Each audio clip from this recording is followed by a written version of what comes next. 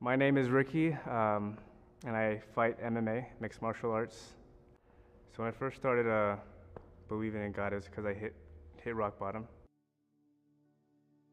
So I first moved to, so let's say after high school, I kind of wanted to get away from Vallejo, wanted to start a fresh beginning because my parents kind of went through like a divorce, and I was pretty mad about it. So I left, went to Stockton.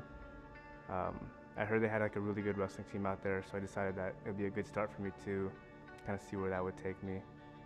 And then as I was in Stockton, I didn't expect it, but I kind of actually got into a lot of trouble. Some of the people I was hanging out with, I thought they were like friends and stuff, but they kind of were just using me to like make money, and I kind of fell into a loophole of selling drugs. I was like saving up money. I would accumulate credit cards and just use the credit cards to like pay like for groceries and stuff, and all the money I would make with drugs I would just use it to party. And it was kind of my lifestyle. But it was at one point where I actually like tried the drug.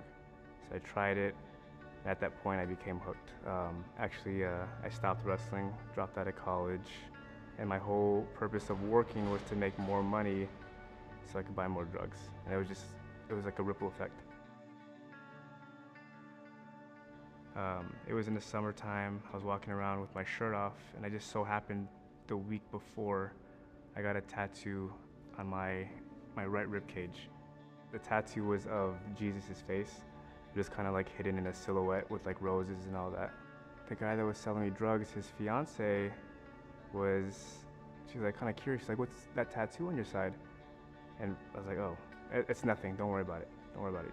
And she kept like nagging me, digging me like 30 minutes straight. She's like, "Ricky, what's that tattoo on your side?" I was like, "I'm not gonna tell you it's Jesus because I'm sitting in front of you like about to buy like almost $1,000 worth of drugs." So finally, like a little voice in my head was just like, "Just tell her, tell her Jesus on your side." So I finally told her what the tattoo was, and then it kind of just opened up this huge can of this conversation that I wasn't expecting and I wasn't ready to have. And she started kind of like tearing up, getting mad. She's like, "Well, if there's really this God that you believe in," she's like, "well, why did my baby die?" It's like, "What kind of God is that?" My whole mindset of being there to buy drugs just turned off. I just looked at her, I was like, "All right." And I just told her what's up, told her about God. Pretty much witnessed to her and her fiance for like the next 3-4 hours until the sun started coming up. I was like, "Man, we've been talking for a while," and I was like, "I need to get out of here. Kind of don't want to have anything to do with you guys again." So as I stood up, I was gonna grab my money to leave. Robert, which was selling me the drugs, he grabbed me by the shoulder and pulled me back into his house, and he's like kind of teary-eyed, and his fiance was teary-eyed as well. She's like, they both decided at that point that they wanted to stop doing drugs as well. At that point, that's when I actually like realized what I was doing. I stopped doing drugs. This whole Stockton thing was where I kind of found God, kind of noticed him again. But going back to church, coming to the gym is where I like allowed God back into my life.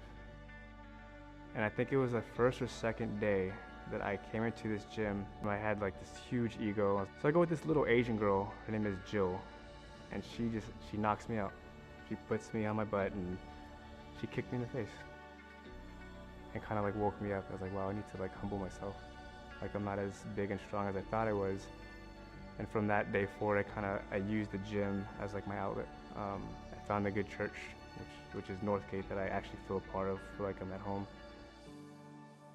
Coming to Northgate, doing Rooted, I've learned that, I feel broken, or even though like I don't feel like I'm worth anything, God is still gonna be there to pick me up and carry me. And also with the help of certain individuals meeting me in the lobby and asking me if I want to be baptized. That was the first time I've been asked if I want to be baptized. I grew, experienced different things. I went through a lot of different things. From when I've been baptized in the past to now, I feel like I want to go ahead and rededicate my life to God.